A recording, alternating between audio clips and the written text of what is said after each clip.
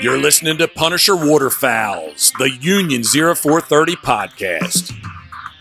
Brought to you by Real Geese Decoys, the most technologically advanced silhouette decoy on the market. First Light, the best hunting gear on the planet. Go farther, stay longer.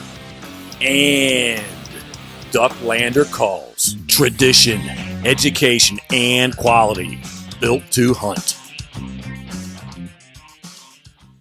Hey, everybody. Welcome back to the Union 0430 podcast. This is episode 244. It is, it's climbing, man. 244. And, and we're back. And if you can see, if you're watching on YouTube, you'll see that beautiful man, Steve Horst, is joining us this week with Craig and Phil and I.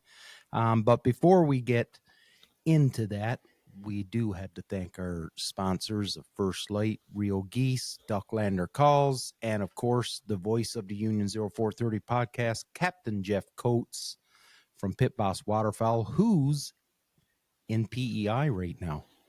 Was in Ontario, done a hunt down with Troy Pointer down in St. Clair, then done a hunt in the townships in Quebec. And I think he met up with Matt Wilson in New Brunswick. And now he's in PEI hunting. So he's crossed off a bunch of provinces. So that's that. That's the big introduction for this week. Jeff Coates is in Canada and he's killing birds. As he should be. Yeah. I think this is tours going to are be looking pretty cool following along. Yeah. Oh no, he's having a blast, and Karen is hunting with him too this time. So she's shooting birds too, which is pretty awesome. So I think this is a moot point to bring up with you three, because I don't think the three of you guys care one bit, but it's the day after the Game 7 of the World Series. I'd like to thank all of my American friends that texted me and messaged me over the last week and said, go Jays. They don't want the Dodgers to win. So I appreciate all that, but Jays lost. Yeah. Bit of typical Toronto sports team. Man. As I'm sure Rocky Stockdale will. No, it's not. They actually made it to the World Series. Well, yeah, fair. I'm sure Rocky Stockdale's got something to say to me about it, but I'll wait for that. Boys, I asked Steve to come on, and for a couple of reasons. One being the fact that we hadn't had him on in a very, very long time. And then the other, which is what got this going, was the fact that, Steve, the next step in your book is on the way, man. You guys were snapping pictures, last weekend? Yep. This past middle of the week. So like, explain that process to me. So I know, like, we had you on before and we talked about you making a cookbook and just hold on. Yeah. So don't worry about it, Craig, because I think, so are you saying that my mouth is moving different than the words? Is that what you're saying, Craig? Oh yeah. Yeah. I don't think like everything is, like, when you guys talk, everything looks good to me on my end. So I think on the back end, once this gets downloaded and everything, I think we'll be good to go. I hope so. So anyways. Yeah. So because like I said, it's like a kung fu movie right now. Yeah. So anyways, Steve, like this whole process, like, explain this to me. So, like, you've set your recipes, right? So your recipes and what you want included into the book, that's been all done. So then you were waiting on the photos of the meals. And so now what's the next step? So now we're into actually, like, we're taking a lot of the actual, like, dish photos. So we spent the 2 days prepping and actually making meals and and getting them all set up in nice backdrop. It's a first for me. Like, it was totally new for me. I'm definitely not into professional photography and stuff, and some of the sneak peek kind of initial edits that they've sent me are pretty awesome to see what they went to live, like when you're there just watching the shots get set up to see what it is once it comes to the other side of the camera. It was really, really cool. A really interesting experience. We're not quite done just because we didn't have a huge window of time at the place, but we got done quite a bit and tried to do a lot of I don't know, not filler photography, but just stuff like of actually making the stuff. So not just the finished dishes, but actually making the stuff, grinding and taking some of those like background shots and B-roll, outside shots and things like that. Just stuff to build up in the other pages of the book and probably also to use for like social media content and stuff. Yeah, of course. So it was really cool. So what's your, like, I guess, like your end goal with, I shouldn't say end goal, because what's your goal? Like, do you foresee yourself doing, like, once, and I know I'm putting the cart before the horse here, the first one isn't out yet, but like, are you, like, is this going to be a long lasting thing? Like, you're producing this one. If this one does good, then you're going to do another one. Is this going to be your thing now? Yeah, I'd like to. Yeah. Yeah. I don't know if it's going to be, my full time, takes up all my time type lifestyle thing, but it definitely, I've definitely had the idea that if this goes over well, if the experience is enjoyable and everything goes well and we sell a few copies and we're, in the black on it, then I would definitely want to do a second book. I've got constantly wanting to build more stuff and just be more creative and kind of decide what direction we want to take it. I can't wait for the book tour.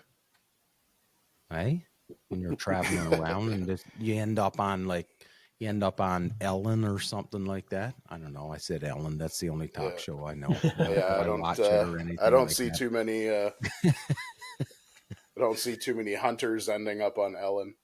No, but maybe there would set up have a table at Walmart and do like book signings. Yeah. Well, but seriously, like there would no, but seriously, like the I guess the promotion of it, like you would have to do something for a promotion of it. Like you'd have to get out and about, like, and I'm not putting words into your mouth or anything like that, but with the Toronto Sportsman Show coming up in March, like that'd be ideal if you could have the book ready for that. And then you could be at the Toronto Sportsman Show cooking or prepping and then doing your book there. Like that'd be massive. That'd be cool to have it there. Oh yeah, it would, man. Yeah, I would love to. That is, that is honestly our goal, right? Is to have it printed. But there's a lot to do still in between I couldn't imagine. We're making good headway on it. We really would like to have it by, say have it finished by the end of this year, that we could possibly get enough to sell at the Sportsman Show in printed copies. That'd be, dude, like that would be insane. Could you imagine? I bet you, like, just knowing the people that come through the Toronto Sportsman Show, like, I honestly, and I'm not just saying this because you're here, but I could see this, like, if you were there and you were able to prepare stuff and you had your book there and you were able to sign copies of it, like, I bet you that would be a huge, huge draw. I bet you there'd be quite a lineup. I would. Yeah, I think, you could let people taste some things that are actually in the book. Yeah. I know even last year, just giving away samples at your booth, and the year before, there's people that at then they were like, well, do you have this written down? Do you have a book? And that's what those kind of things is what pushed this to coming to fruition, was just serving stuff up at the Sportsman Show and talking with people about it, and that's what got people interested and kind of really put the bug in there. And then, when people actually signed on, we're like, hey, we want to make this happen. Yeah. Then it was all because of that. It was all because of doing that stuff at the Sportsman Show. I know Phil loves putting your meat in his mouth. And Oh. I've heard him say it numerous times. You haven't lived until you put Steve's meat in your mouth. That goose pastrami. I've been told. But the goose pastrami, that was good. But for me, no, that was great. That was great. Yes, it was great. But the duck fat caramels were that was the hit. Like, and I can still see people coming by and Steve talking about it, and they were like, I can have one. And you'd be like, yeah, and this is duck fat caramel. And you'd see some people sort of be like, oh, I don't know about this. And then they try it, and yeah. I don't know, man. I think. And with the caramels too, something completely different nobody's expecting. Right? Like even the goose pastrami, it's a little different, but people eat pastrami and stuff like that. And they know to expect different things from wild game, but I think in the wild game and the caramels wild and game stuff like and that's the waterfowl totally different. circuit, the pastrami is hitting off a lot more. Yeah, it's definitely getting popular. And the caramels was just one of those things that was easy for everyone to take. Like kids, like the amount of kids that come back and sneak another piece, or people at other booths that would come by and just like, hey, just saying hi, and then grab another piece. Like, yeah. I just think that you're the type of person that a ton of people would relate to. And I mean that in it being you work a regular 9-to-5 job.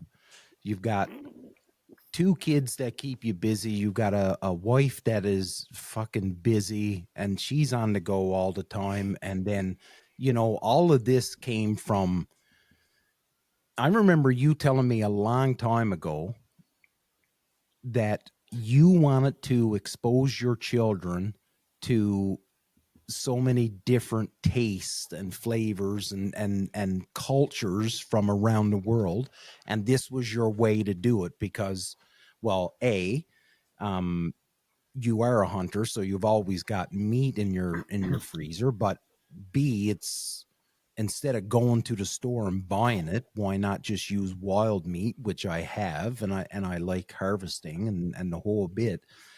But what started off as a thing to get your family more involved in wild game now is, come around to the point where you're producing a book, and it's not here yet. And I get that, but it's coming to the point in a perfect world. It's still surreal.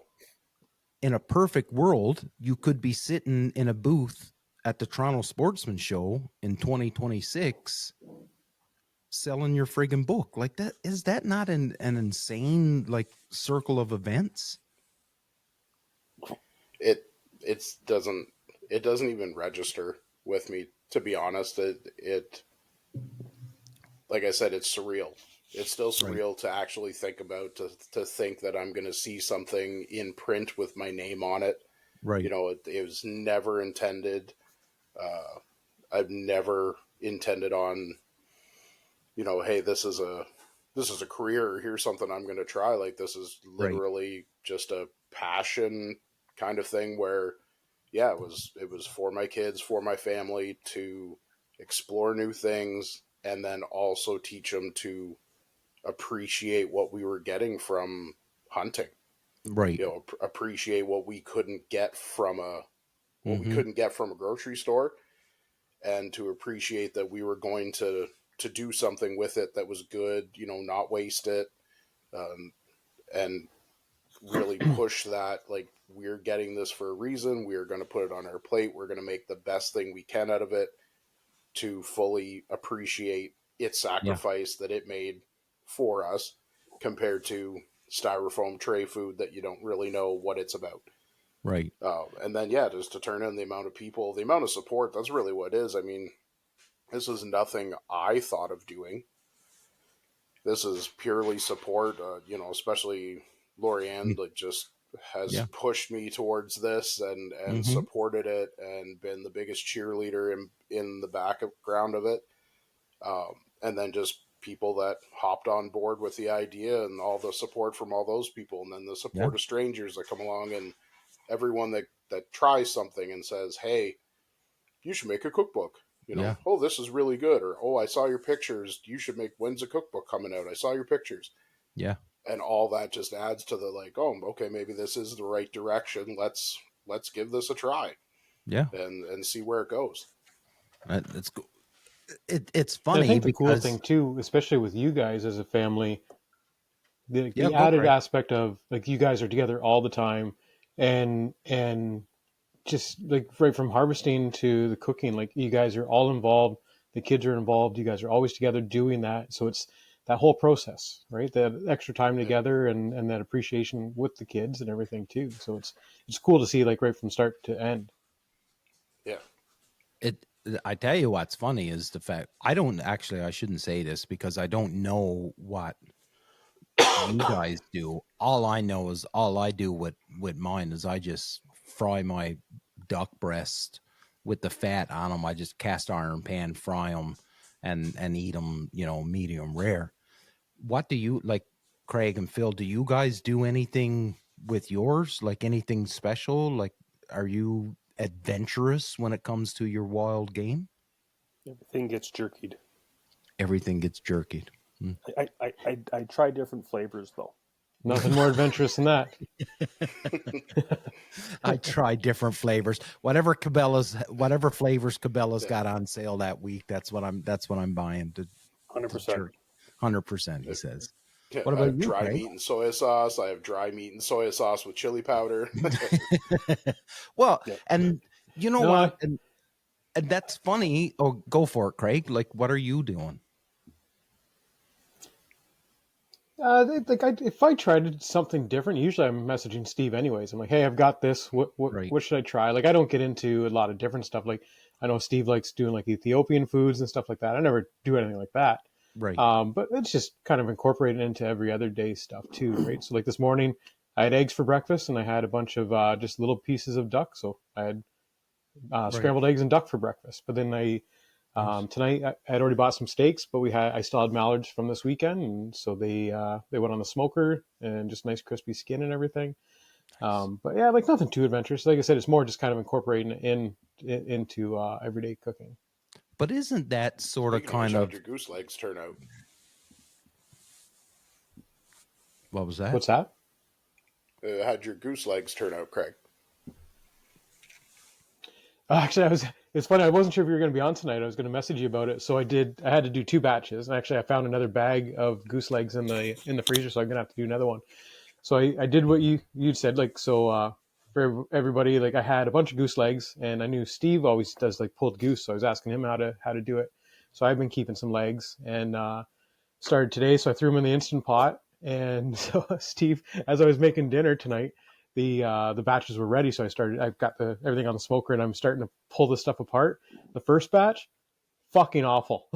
It's like half of the goose, like I couldn't even get it off the legs. It was still like the stuff that did come off was dry as shit. And then the other stuff I couldn't even pull off. And so I'm like, man, I got to message Steve and bitch at him or find out what I did wrong. But then I finished up with that batch and I took the next batch out perfectly fine. Nice and juicy and peeling off. So I don't know what the hell happened because I did the exact same thing for the first batch as the second batch. There's the odd bird that is just absolutely leather. Just no fixing it, eh? Yep. I've done a package up. I'll do 6 legs and I'll get 1 or 2 where it's maybe not that bad, not where it's dry or anything, but just you can tell when you go to debone, it's just that much tougher than the rest. And that's why I'm always going to like just put it on for those extra few minutes. I don't think you can really overcook it in those cases. Not when you're trying to pull legs that there's not, unless you have no liquid in there, that's kind of hard to overcook it. Mm-hmm. No, so it'll be good because it's like half and half. So it'll be able to kind of hide in the really shitty stuff with the better stuff. Well, the tougher stuff to debone, that's the stuff I'd save for like in soups. If you're going to use it in the soup or a stew later, as opposed to like sandwiches, because then you're going to recook it and re-simmer it down anyways, and it'll break down more. Yeah. Now that I brought up Maverick, we'll switch it a little bit. We'll come back to talk more food and more of Steve's meat. But so explain to us what went on with Maverick, Craig. So compound tooth, was that what it was? Yeah. Well, so he like he was supposed to go to Scott Rumble's today, but earlier in the week, Carrie messaged me and sent me a picture. She's like, I think something's wrong with Maverick's tooth. So she sent me a picture, and like his adult tooth was in, but there was a piece of his baby tooth still in there, had broke and never came out. And so she able to get him into the vet, and they looked at it and said, yeah, I guess it's common with labs. They're chewing rocks and shit, which he loved rocks. But they said normally it'll still come out. But they looked at it and said it's kind of stuck in there. They'll have to remove it. So yeah, it was just a piece of broken tooth from chewing whatever, and it stayed in there while the adult tooth came in.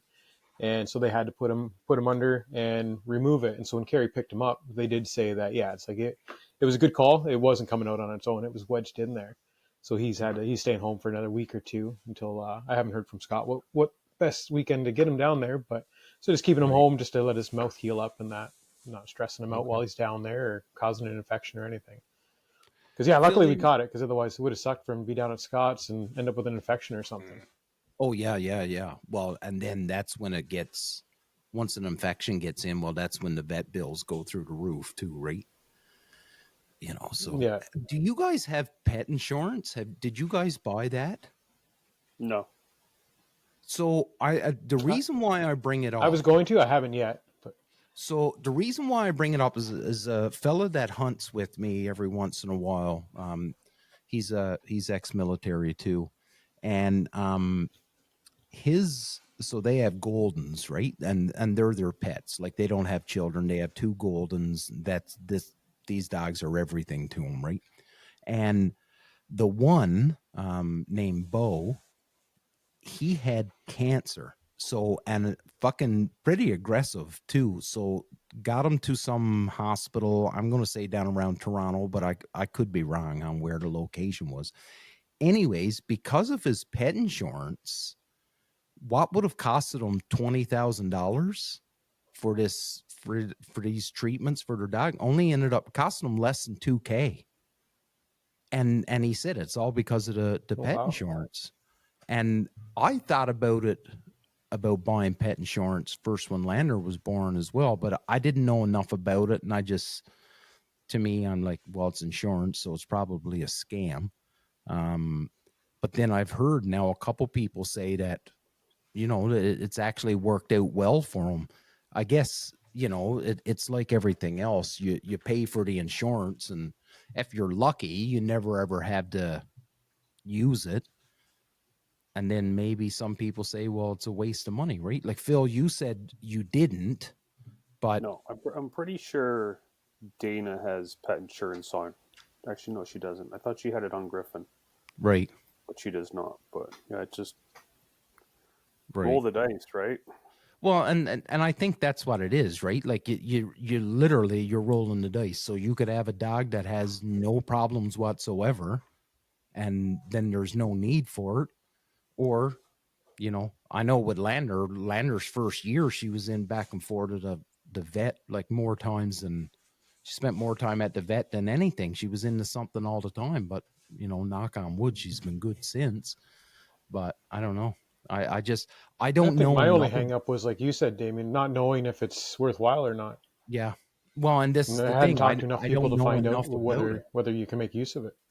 Yeah, I don't know enough about it. Maybe there's somebody that's listening that do know about it, and they can chime in, but I don't know.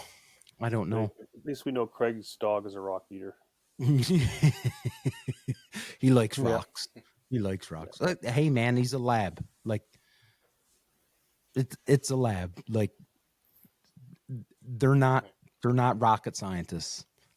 Run that direction, pick up the bird, bring it back. Like putting in their mouth.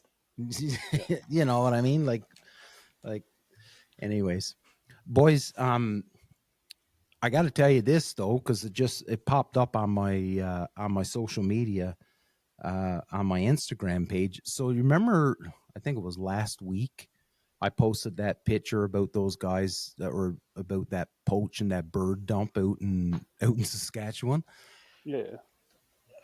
Dude, there's been almost 50,000 people that have seen that picture, that have been like, that have, I guess, I don't know, Instagram can figure out how many people looks at a post or whatever.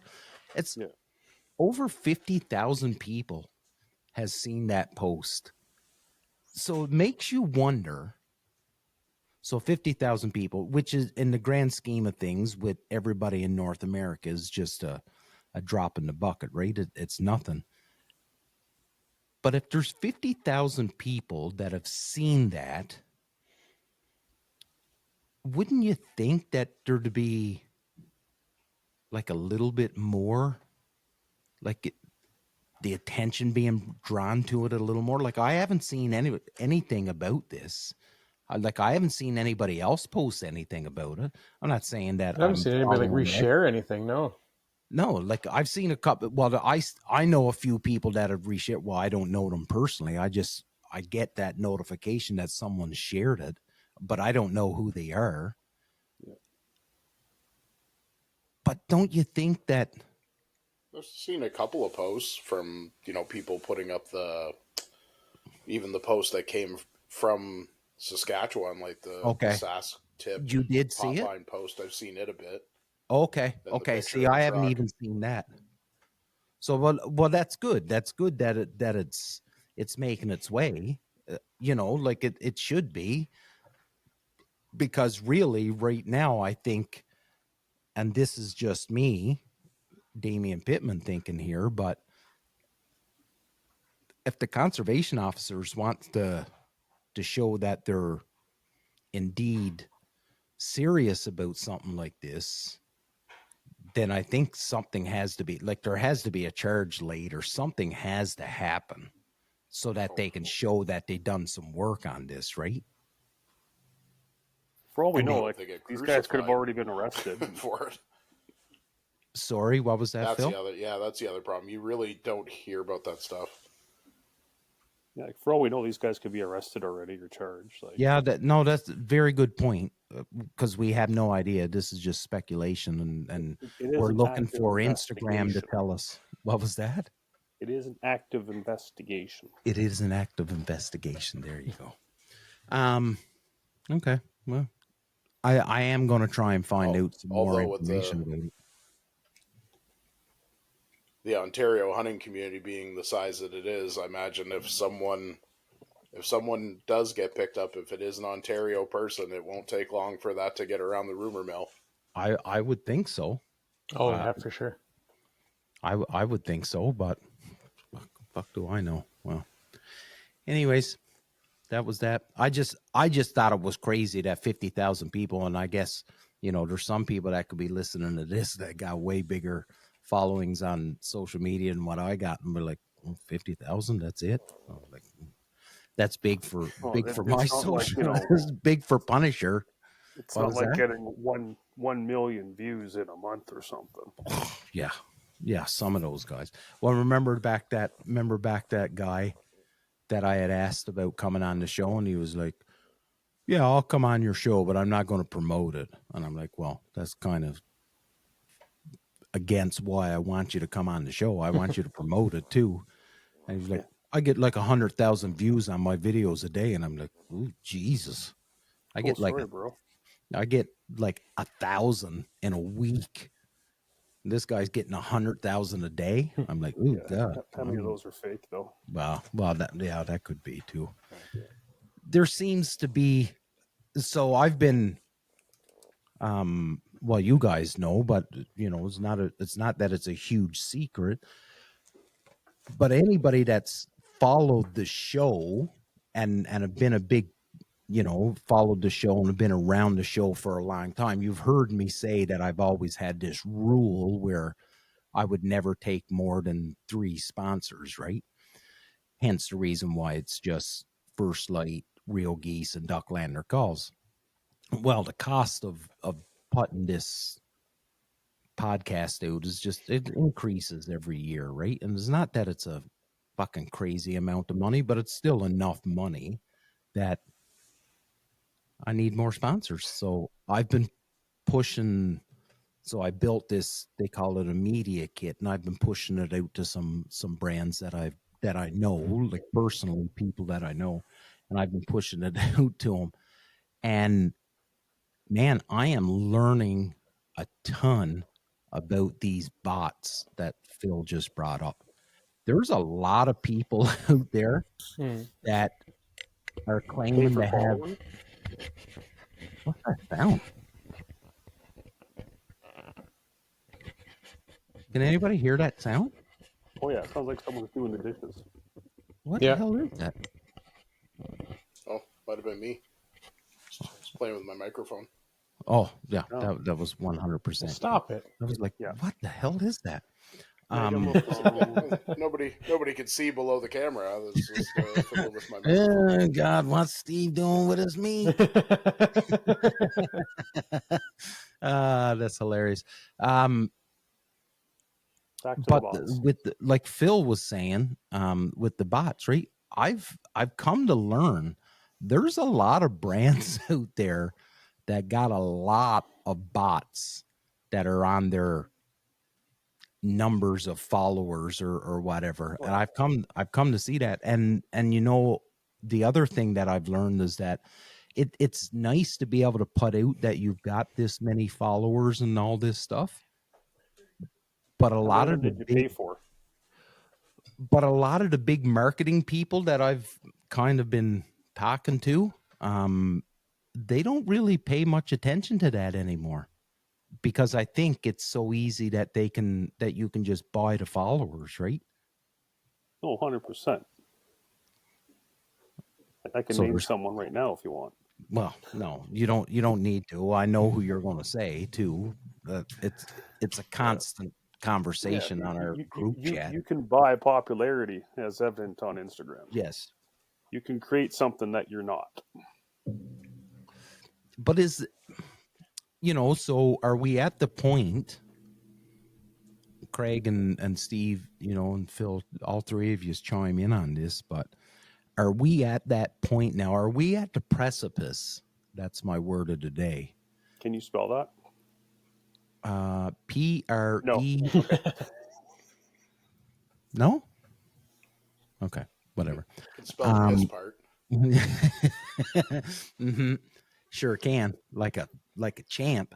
But are we at that point now where we've used social media and those tools so much now that we're at that tipping point where people are like, yeah, it's kind of important that you have that reach, but we're looking for something else now. It can't be just the numbers anymore.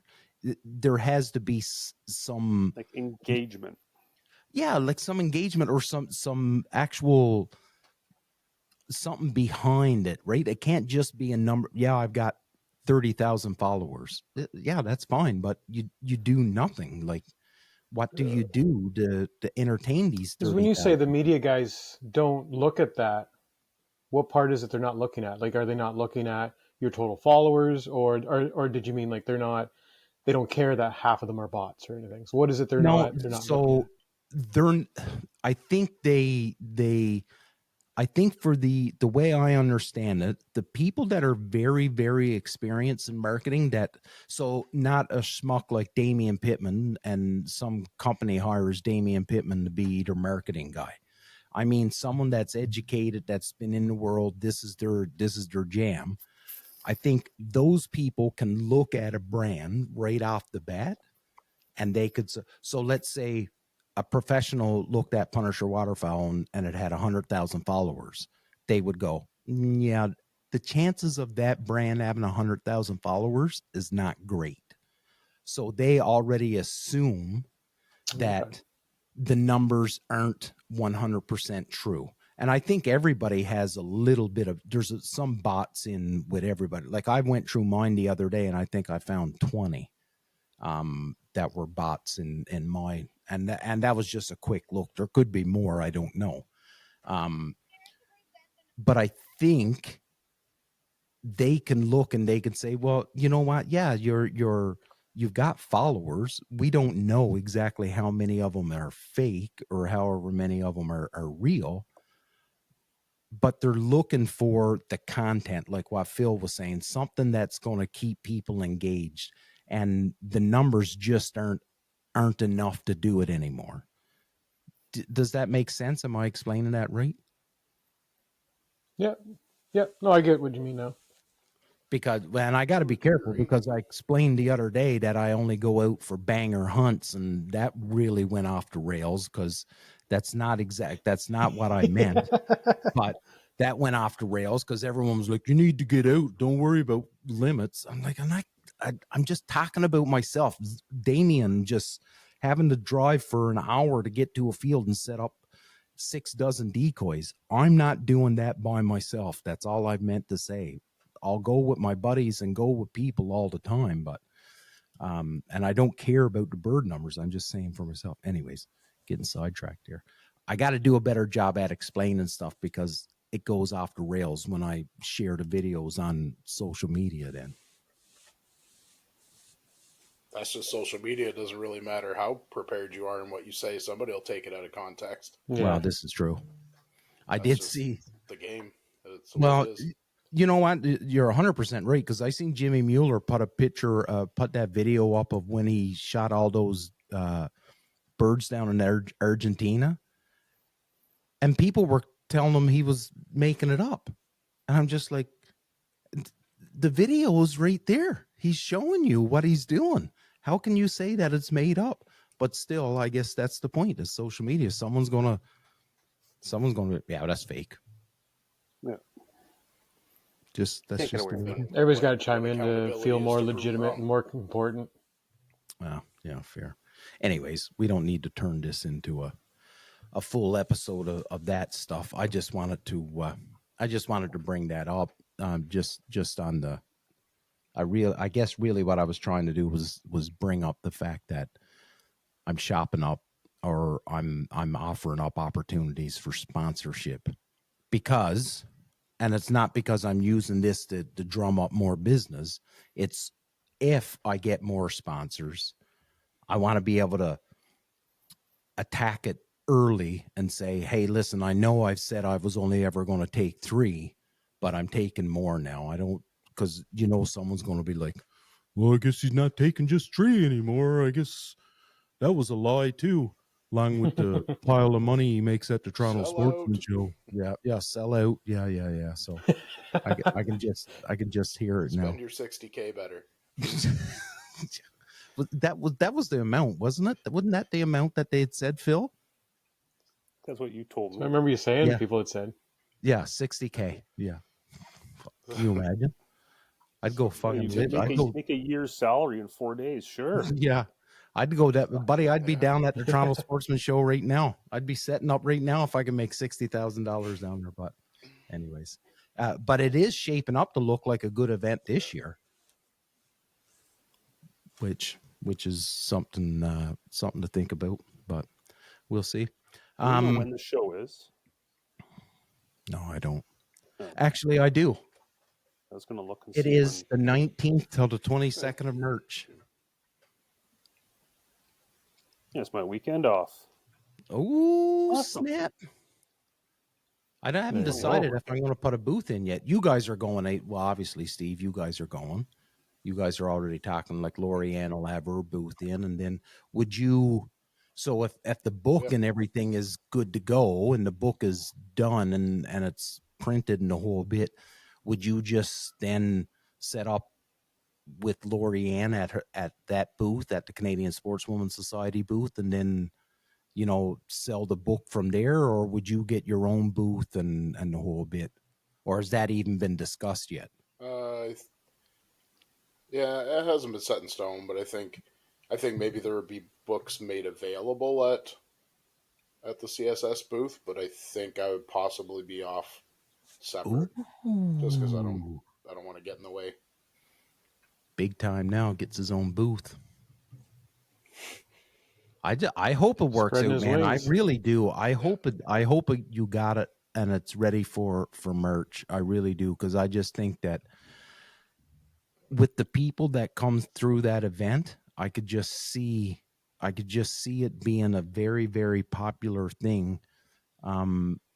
Because we talked about it on here way back before, right? Like where we were saying we're starting to see a lot of the younger, not a lot, I gotta make sure I say this the right way, but we're seeing an increase in young adults into getting into hunting and fishing because they like the idea of knowing where their food is coming from. It's not so much the sport that they're excited about.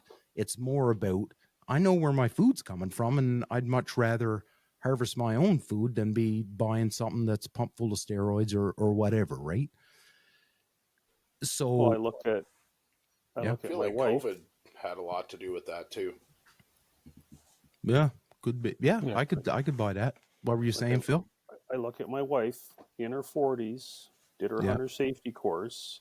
Yeah. And she hasn't done her firearms course. So like she owns a bow. Right. Like we do a lot of target practicing and target shooting stuff at her dad's farm.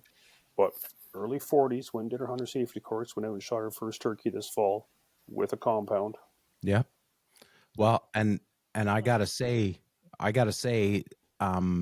I met up with her last week, I think it was last week I met up with her here in town. Yeah. Like one of the first things she had said to me, "Hey, did you see I got my turkey?" Like one, and she was so excited about it, right? Oh, yeah. Like she went out with her dad and she got her turkey. Well, you were at West when she got it, right? Yeah. Yeah. So, like she was pretty jacked up about getting her turkey, right? So I just think that more and more people are going to be much more receptive to a cookbook today than what they were, say, 10, 15 years ago. Well, the best part about the cookbook is you can substitute meats. Right.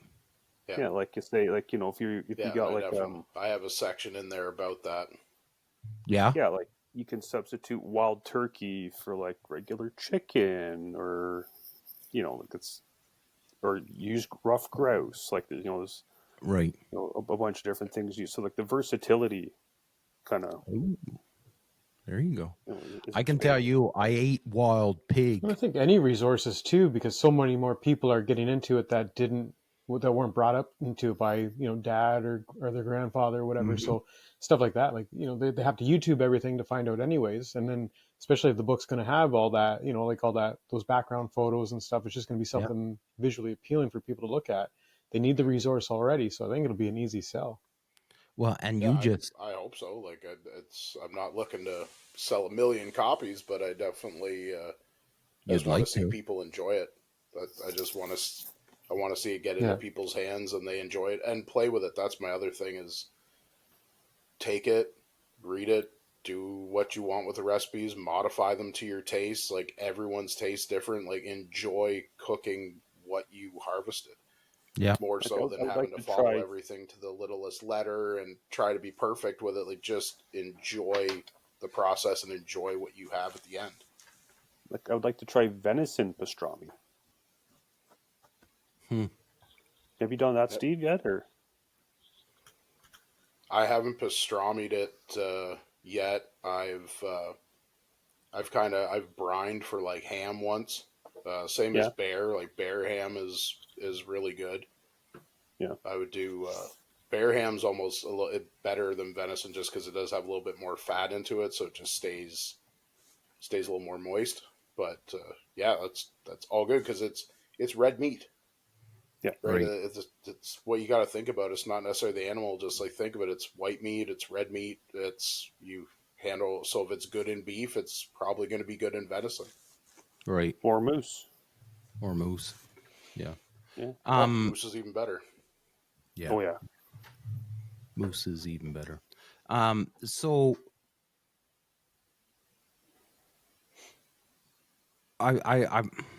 I ate wild pig, like boar or whatever the frig the name of it is. I ate it when I was out in Winnipeg. A friend of mine, when I was out there hunting, anyways, he gave me some, and I'm telling you, hands down, the best thing I've ever eaten in my life. And it was like the rib part of the pig, and I'm telling you, hands down, the best thing I had ever eaten in my life. And I always thought that you couldn't eat wild pig. I always thought that like they just shot them because they were nuisance animals. I just didn't think I didn't think they were edible. But I'm going to tell you, the one that I had that one was. So Yeah, at least one. Like a year ago, they were talking about how these pigs were becoming an issue in Western Quebec, and they were starting to come into Ontario. Like, is that still a thing? Like, is anybody paying? I know we're getting off the duck topic here, but is that heard anything else? Yeah, like are these pigs still I've heard an is issue? that it's not a free for all anymore. They quite quickly squashed that when it started to come in. Because at first, when they announced that there was pigs, it was kind of laid out by the MNR that it was almost if you see it, kill it.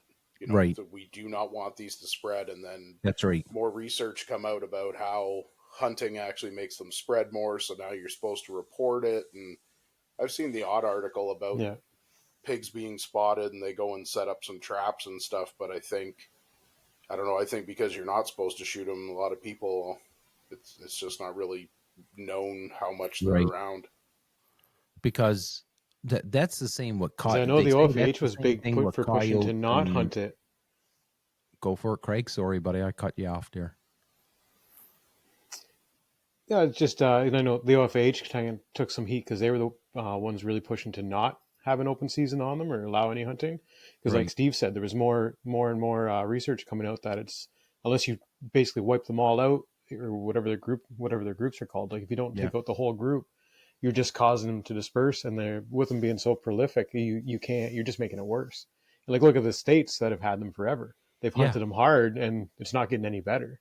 So like there's obviously some validity to that. But that's the thing. Like I only go on videos I've seen of the states, right? Like I've seen dudes like set up like explosives for like the herd or whatever their freak is called. Phil laughing because Phil's like, I want to do that.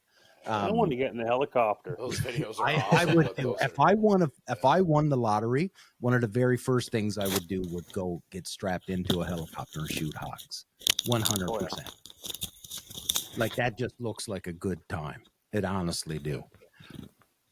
But that goes along with me saying that I didn't think that they were edible because I see these guys that set up these explosives for them, and like the herd comes in and then they just high order all these fucking pigs and I'm just like, well, if they were good to eat, why would you do that? And so I don't know. I got to ask my buddy. I'm pretty sure I asked him, and he gave me he gave me like, I think the males you can't eat, the females you can, or something like that. I don't know. I'll have to ask him. There'll be things that go into that, like with any wild animal, what's their diet, what's their age, male or female, how's it processed, like, there's a lot of glands and stuff in there you got to watch that can make the meat taste pretty funny in certain spots pretty quick if you don't remove them. And there's a lot that goes into it, just like any wild game. Honestly, it's the equivalent of eating that bear that's been feeding on dirty diapers at the dump and eating, a baited stand that's nothing but rotten old beaver carcasses and stuff, or you eating that bear that's been out just eating blueberries and raiding the local farmer's corn patch and stuff. That's two totally different tasting bears. Keep talking. I'm going to message Tim right now and ask him about this friggin' pig. Tell us more about your book, Stephen. Tell us more about your book, Stephen. That's not what... I was not told that that's what this episode was supposed to be about. This was not no, I'm not going to. No, I'm not going to fucking tell you everything. It was pretty cool to do the photo stuff, though. Yeah. You always sabotage me or booby trap me into these things. Well, I do what most people actually. It's not just you, buddy. Yeah. Unless the guest comes right out and says, "What are we talking about?" Then I'll just be like, "No, we're just going to shoot the shit," and then I'll just, That's what you told me. What's the topic of interest? Yeah. I'm just shooting the shit. Just shooting shit. That book was cool. The doing the filming day was long. I mean, we probably went at it for like 9-10 hours straight, and then got a few hours sleep and back up and did another 4 or 5 hours in the morning before we had to leave the Airbnb that we had rented for it. But yeah, well, Philly's he's got the fancy camera with the big lenses, and he knows all about the lighting and taking those cool photos. I know nothing about that. Right. So once we started getting into it, and then they started kind of showing me, here's what the camera saw compared to what I was seeing just standing back after, preparing the plate.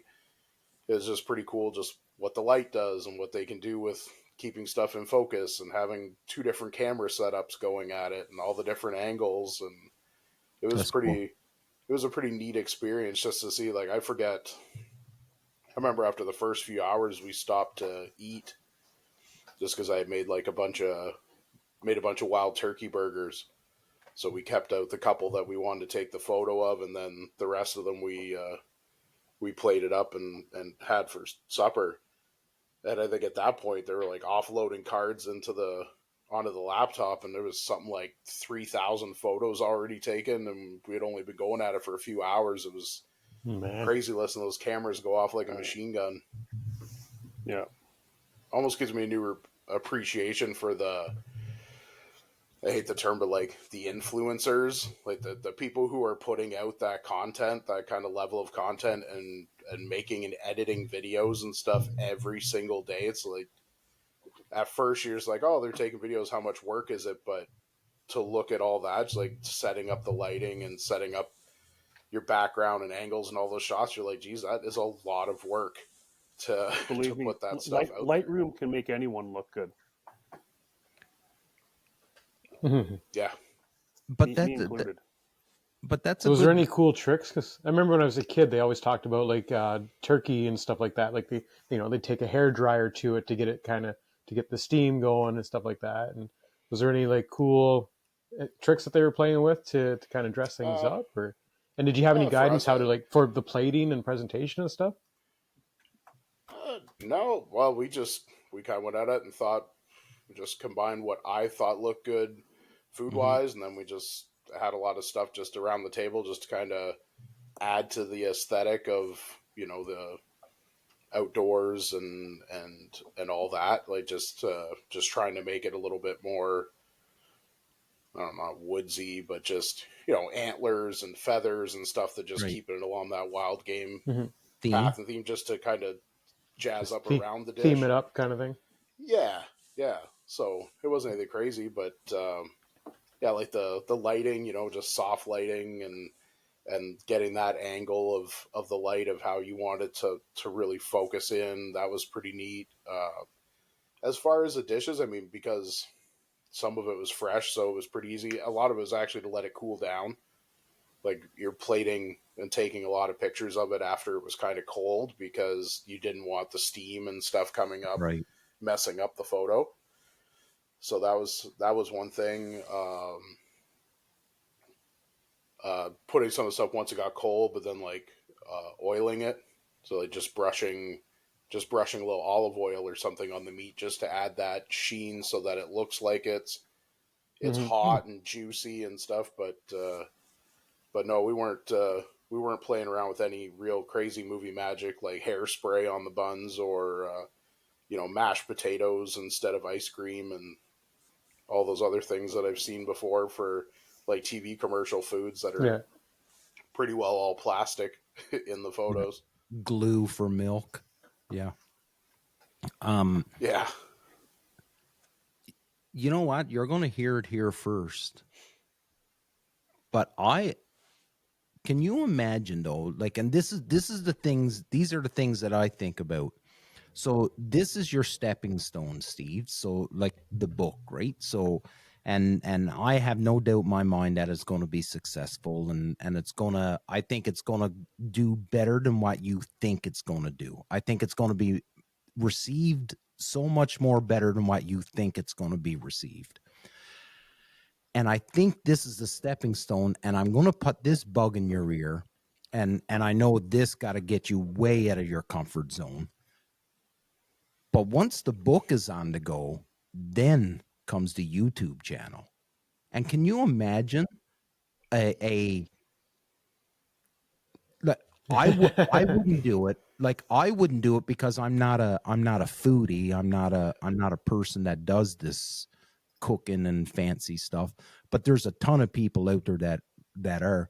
Could you imagine you saying on a Monday, okay, on Friday, I'm going to do a video on,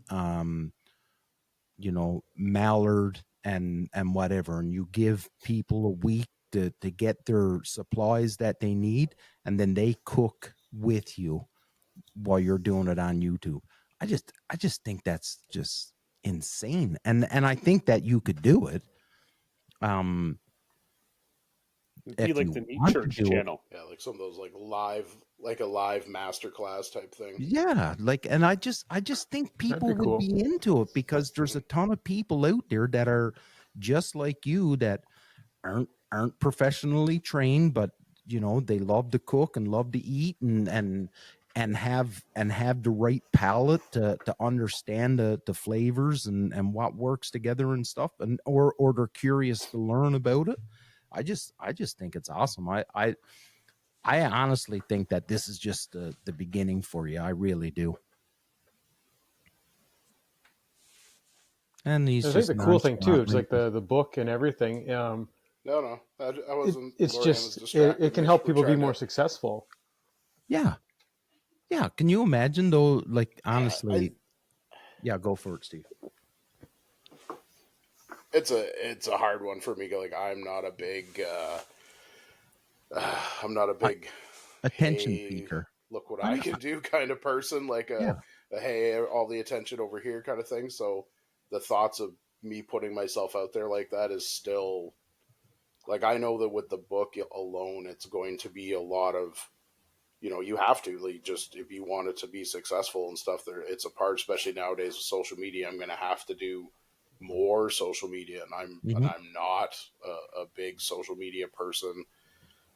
I am going to have to do a lot more just content, just the stuff to keep because I know a lot of it's just to keep yourself in people's feeds. Like, that's where Emmeline and Noah comes in. Yeah, right. Help me out. Help Even me they're get not Noah big. and Emmeline. You're going to need a professional headshot for the jacket. The jacket for the. He got that. They would have took a professional headshot. He got that done. We didn't do that. We ran out of time. Oh, take a selfie with your phone. We ran out of time. I got my hair cut and everything, and we didn't do it. That's awesome. Well, boys, the top down though makes you look skinnier. Really? I gotta start doing it. I gotta start doing that. If that's true, I gotta start doing it. Not gonna do the old guy picture on Facebook where it's like you got it down low. Yeah, do it from the chin, like all the chins up. Just good. Awesome. Okay, fellas, we're almost at about that hour mark, so we'll cut her off. And the reason being, I'm rushing this is because it's Sunday. The show's got to be edited and uploaded and everything for tomorrow morning. So once we get off this, I still got a pile of work to do to get this ready for tomorrow morning. So let's do a quick around the table, and we'll end her right here. Philly, to you first, my man. As always, Steve, absolute honor to have you on, buddy. Really looking forward to seeing this book come out, and I will be getting an autographed copy. Big time. Me too. Oh, yeah. Craig? I was excited to see you on here tonight, Steve. I know Damien had said the other day he was hoping to get you on, and always a great time chatting with you. I'll text you in a little bit, tell you about my my horror stories with this goose meat tonight. Awesome. Blame the goose. It's the Steve, goose to you, buddy. The devil bird. Thanks for having me on. I mean, as usual, I love chatting with you guys. So, and always appreciate all the support and pumping the tires and helping out that way and bringing the book. And you guys are a part of it too. Just that support. I want a copy. I want a signed copy. Yeah, is just that kind of cool support that makes you know that you're doing this for the right reason and we should keep going forward with it. So it's a good push. I need the push. I'm going to get 2 signed copies, one for myself and then one for when you hit it big, and then I'm putting it on eBay. It's going straight on eBay. Autograph, first edition, Steve Horst cookbook. Yep. Awesome. Ladies and gentlemen, if you have not figured it out yet, we just love sitting around and hanging out and chatting with our friends about anything and everything. So this was episode 244 of the Union 0430 podcast. We are not experts, nor will we ever pretend to be. Just a bunch of dudes that love talking to our friends. Big love. Surround yourself with good people, and we'll see you next time.